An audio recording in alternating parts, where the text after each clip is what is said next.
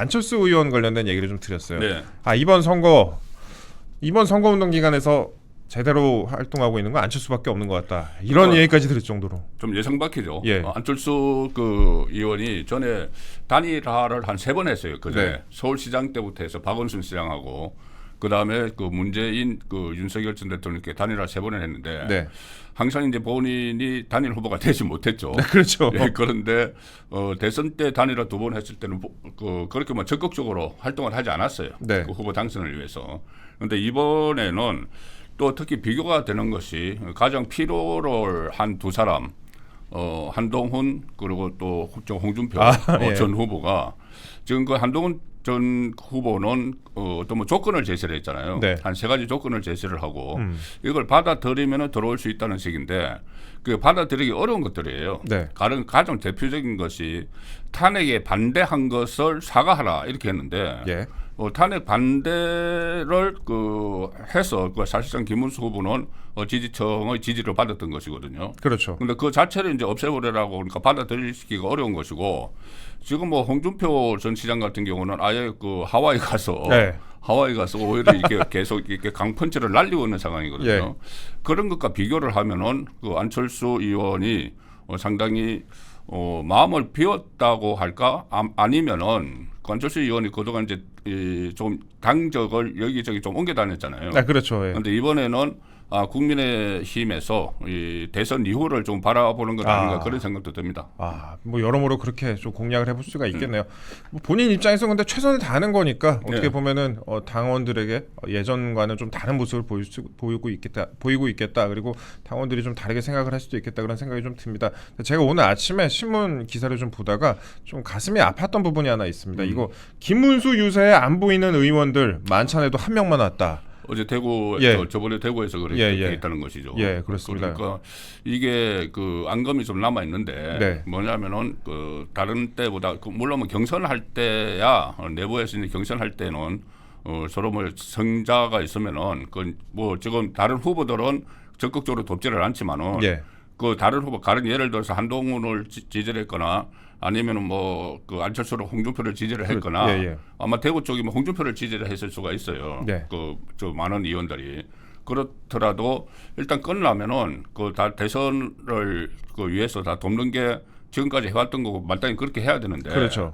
그런데 일단 홍준표 후보가 그렇게 뭐 하와이로 가버렸다고 해서 합류를 안 하는 그런 것은 아닌 것 같고 아마 그걸 거예요. 이 단일화 마지막에 한덕수 전 총리하고 이렇게 뭐 어떤 좀 잡음이 있었지 않습니까? 네, 그렇죠. 그 과정에서 김문수 후보가 아주 강하게 나갔죠.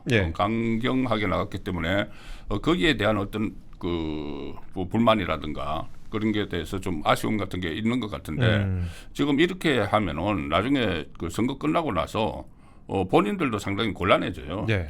곤란해지기 때문에 좀 적극적으로 전부 다 나서는 그런 모습을 보여야 되고 저는 가장 시급한 게 우선 한덕수 전 총리가 좀 직책을 뭐 하나 맡아서 지금 100일 정도는 하지 않고 있잖아요. 그렇죠. 예. 아예 활동을 하지 않고 있으니까는 본인이 가령 예를 들어서 개헌을 가지고 개헌 이야기를 해왔기 때문에 당 안에서 개헌특위나 이런 것을 만들어서 하나를 맡으면은 그렇죠. 예. 좀 확장성이 좀 있을 것 같은데 그것도 가장 시급한 일 중에 하나죠. 그렇게 열심히 또 설득 작업에 들어가고 있는지도 잘 모르겠어요, 사실. 그게 제가 아까 좀 왜 말씀을 드렸냐, 제 기사 내용을 짧게 좀 말씀을 드리면은 국민의힘 의원 이제 김상욱 의원 빠졌으니까 107명. 107명이죠. 107명이죠. 107명인데 그 중에 10명이 어제 오전까지 봤을 때 뭐 페이스북이나 SNS에 선대위 활동 관련된 게시물을 한 건도 올리지 않았다라고 이제 기사가 있었습니다. 주로 이제 친한계 의원들이 좀 그랬다는 좀 설명이 좀 있었고, 또 민주당 의원들은 페이스북 프로필 사진을 이재명 후보의 사진으로 아예 교체를 했어요. 그러니까 본인 사진이 아니라 이재명의 사진으로 다 교체를 하고 지역구 유세 현장을 실시간으로 홍보를 하고 있는 그런 상황인데, 이게 유세 현장에 가도 소극적인 분위기가 다 느껴진다.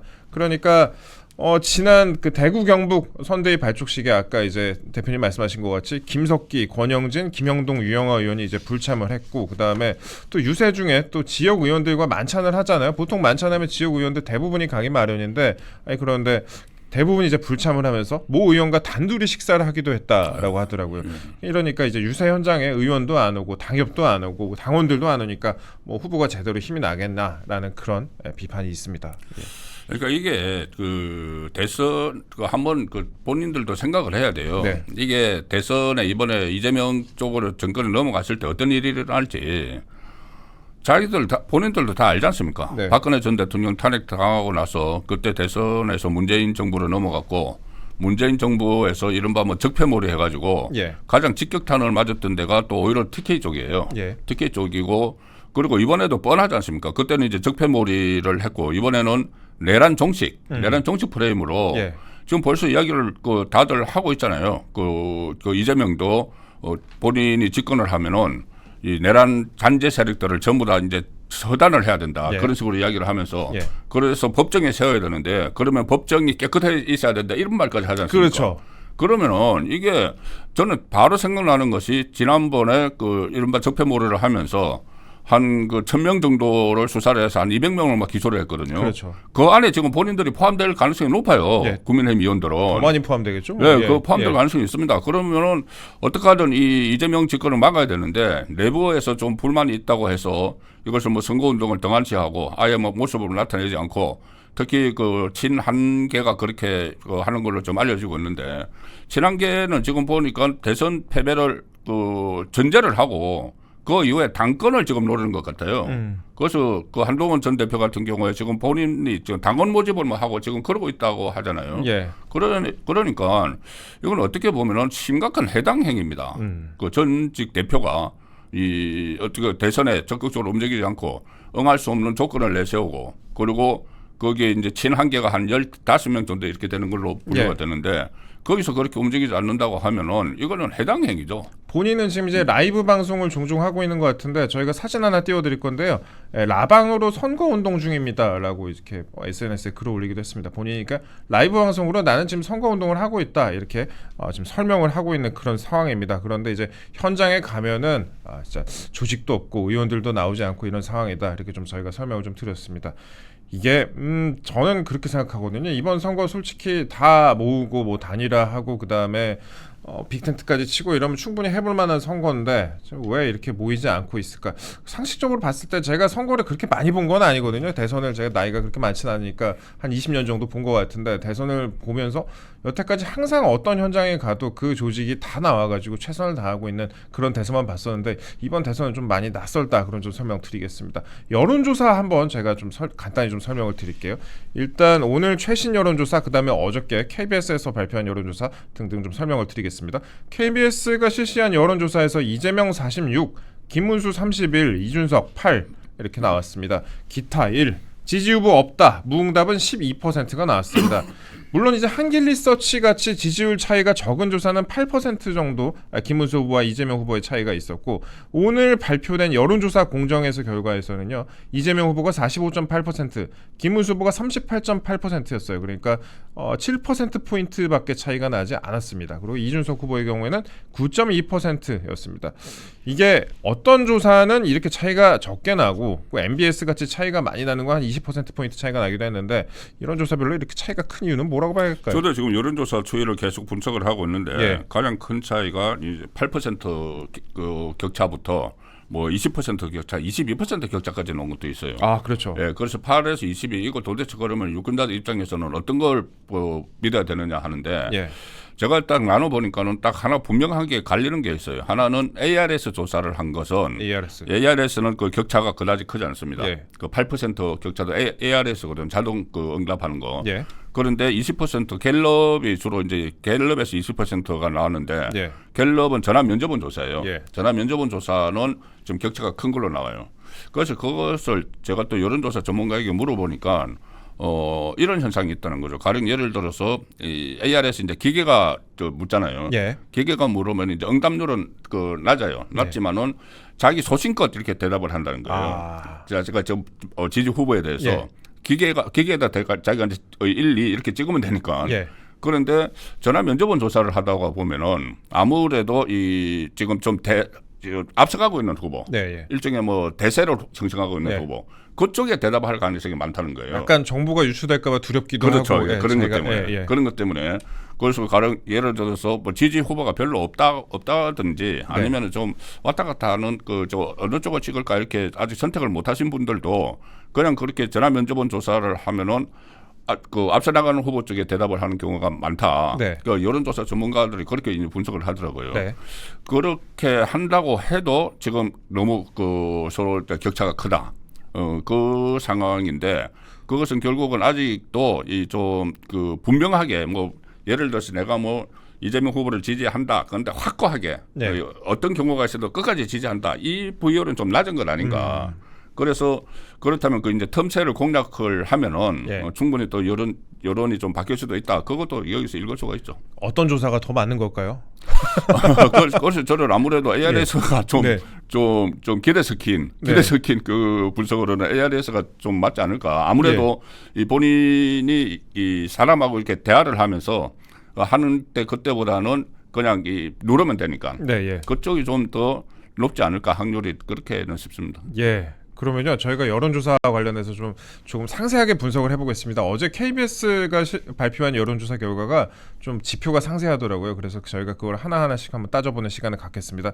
일단 보수층이 보셨을 때 부정적인 부분 먼저 살펴보고 그 다음에 긍정적인 부분을 보겠습니다. 김문수 후보가 단일화 실패 이후에 한덕수 전 총리의 지지층을 제대로 흡수하지 못하고 있는 그런 양상이다라고 수치로 보여집니다. 단순하게 예전에 이제 지난주에 합쳤을 때는 한 35% 정도가 나왔었는데, 그렇죠. 근데 두 후보를 합쳤을 때 그런데 지금 김문수 후보의 경우에는 뭐 27% 정도 기록하는 조사도 있었고 뭐 31% KBS 조사에서는 31%가 나왔으니까 한덕수 전 총리 지지층을 제대로 흡수하지 못하고 있는 양상을 보이고 있다. 그리고 보수층의 전체도 흡수하지 못하고 있는 그런 상황이다. 이거는 좀 뼈가 아픈 부분 같습니다. 그렇습니다. 그래서 그게 제가 지금 가장 필요한 사람은 어떻게 보면 세 사람이에요. 예. 그 세 사람 한덕수, 홍준표 그리고 한동훈인데 네. 세 사람 다 아직 어떤 움직이질 않고 또 오히려 뭐 홍준표 전 시장 같은 경우는 부정적인 메시지를 계속 보내고 심지어 뭐 최근에 이재명이 집권하면은 초대 총리를 맡을 것이다 이런 그렇죠. 얘기까지 막 예. 나오니까 여기에 대해서 유권자들이 아직 그러니까 보수층이 결집을 하지 못하고 좀 방황을 하는 것 아닌가. 예. 그리고 또 하나는 방황하는 쪽도 있고 하나는 또 사이. 예. 과거에도 사이 보수 이야기를 그렇죠, 많이 했잖아요. 그렇죠. 예. 그러니까 이 여론조사에 잡히지 않는 사이 또 보수층도 물론 있을 거예요 지금. 네. 왜냐하면은 아무래도 지금 상황이 조기 대선이 실시가 되니까 그때 박근혜 전 대통령 때도 탄핵되고 나서도 사이 보수 이야기를 많이 했거든요. 네. 그래도 어쨌든 현직 대통령이 지지하는 대통령이 임기를 다 채우지 못하고 중간에 그만뒀기 때문에 거기에 대해서 적극적으로 내가 우파를 지지한다고 의견 표명을 하지 못하는 그런 사람이 있는 상황에서 한덕수나 홍준표나 한동훈이 적극적으로 나서지 않으니까 네. 일단 보수층이 결집이 안 되고 있는 상황이라고 봐야 되겠죠. 그렇죠. 거기다가 또 계엄과 탄핵이 후보 선택 시에 가장 많은 영향을 미쳤다라고 또 KBS 여론조사 결과에서는 나왔습니다. 이게 저 여론조사 지표를 좀 보니까 이번에 어떤 부분이 이제 투표할 때 가장 영향을 미칠 것 같냐라는 질문에 대해서 투표 선택 시에 영향을 미친 그런 요인에 대해서 윤 전 대통령 계엄 선포 및 탄핵이 38%로 가장 많았고 그 뒤를 이어서 대내외 경제 위기, 민주당의 의회 운영 방식, 이재명 후보의 사법 리스크가 각각 15%로 나타났다고 합니다. 그 계엄이나 탄핵 관련된 부분 38% 이게 그러니까 윤석열 전 대통령에 대해서 비판적으로 보는 층도 있을 것이고 보수층에서는 이거에 대해서 탄핵이나 계엄이 너무 심했던 거 아니냐 이렇게 그러니까 탄핵 부분 너무 심했던 거 아니냐 이렇게 보는 시선도 있었을 것 같습니다. 이 부분에 대해서도 좀 분석이 필요할 것 같아요. 그러니까 일단 이게 비상 계엄을 이제 이재명과 민주당이 네. 프레임을 내란으로 그대로 설치를 했잖아요. 그렇죠. 그냥 계엄이라는 말을 안 해요. 그건 다 내란이라고 해요.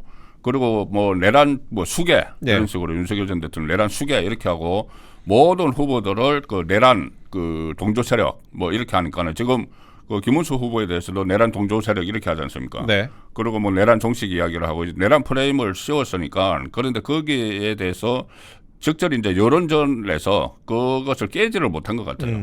그동안 여론전에서 상당히 좀 그러니까 매일 신문 TV처럼 이렇게 우리 보수의 가치를 지키는 우파의 가치를 지키는 여기서는 저도 마찬가지고 네. 지키려고 하는 여기서는 계속 이야기를 하지만은 그래도 이거 뭐 저 기존의 언론들을 보면은 네. 언론들이 그 내란 프레임이 거의 다 넘어가는 상황이에요. 그 언론에서 기사 표기할 때도 계속 그 내란 이야기를 하거든요. 그렇죠. 예. 근데 지금 그 내란 그 혐의는 아직 재판 중이잖아요. 그렇죠. 재판 중인데 그 내란 프레임으로 해서 마치 뭐 내란 우두머리, 내란 수괴, 내란 동조 세력 이런 그 프레임이 너무 강범위하게 펼쳐져 버렸어요. 네. 우리 국민들 사이에 예. 강범위하게 펼쳐져서 그러니까 이런 거죠. 가령 예를 들어서 이 헌재 결정 선고문에도 그런 게 나와요. 일단 이재명이 그 과도하게 의회 권력을 과도하게 썼다. 네. 그래서 가령 예를 들어서 예산안을 가지고 사상 초유의 이 감액 예산을 네. 그 예결위에서까지 통과를 시켰다. 그래서 그런 상황에 대해서 대통령이 위기감을 느꼈을 수도 있다. 그렇게까지는 전제를 했거든요. 네. 그런데 결론은 왜 이 정치 문제를 정치로 풀어야지 정치로 풀지 않고 그렇죠. 이렇게 계엄을 했느냐. 그래서 파면이 됐거든요.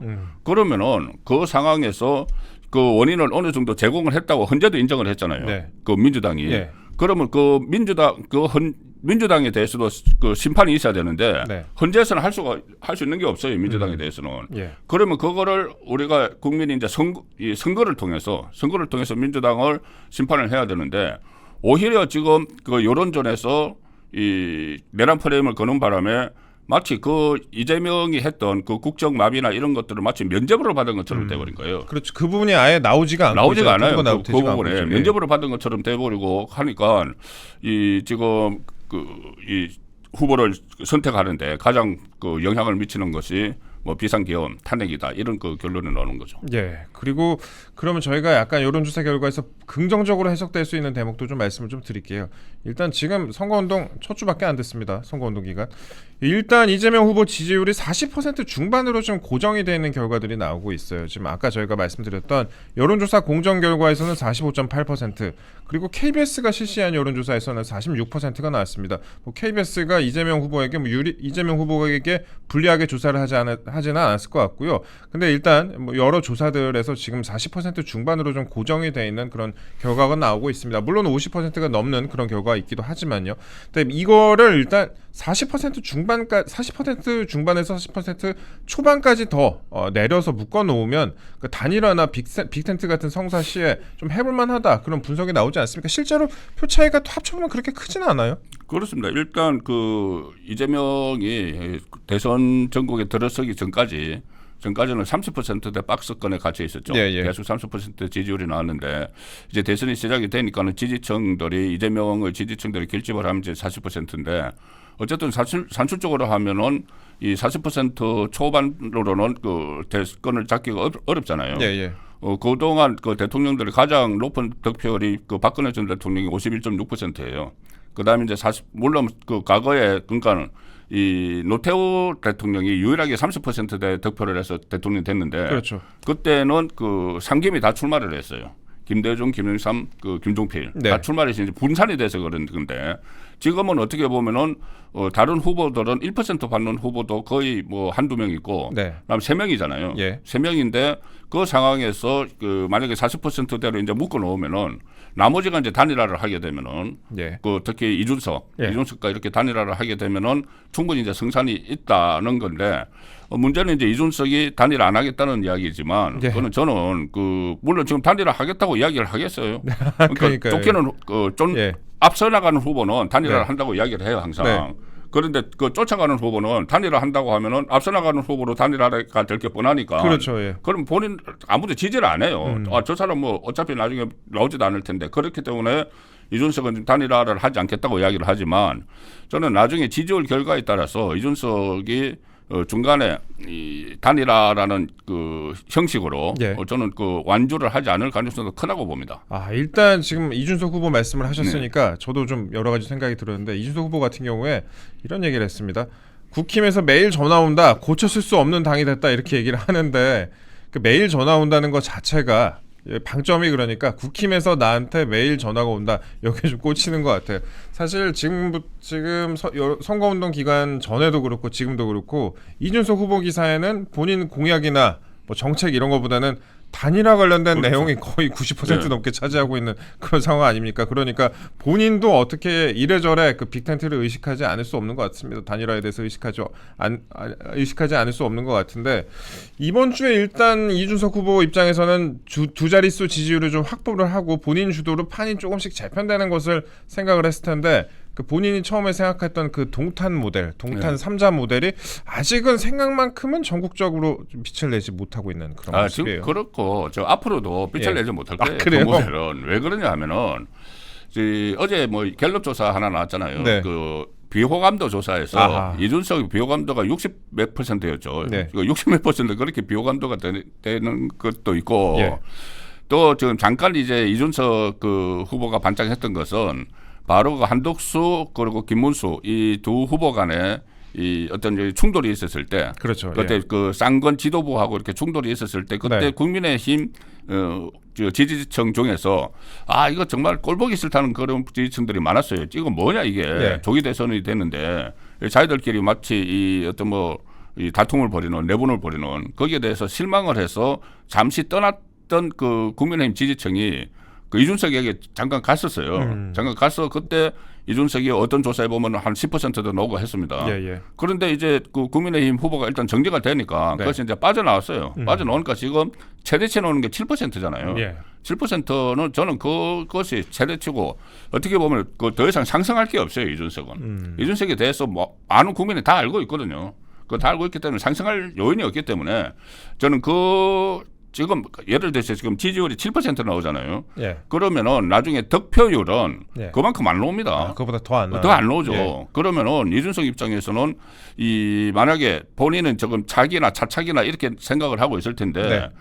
그 지금 정도 7% 나오는 상황에서 그냥 이 단일화를 명분으로 드롭하는 게 그게 낫지. 나중에 득표율을 해서 득표율이 뭐 2% 3% 이렇게 나온다고 하면은 그러면 본인은 거기에 대해서 그 실망스러운 거죠.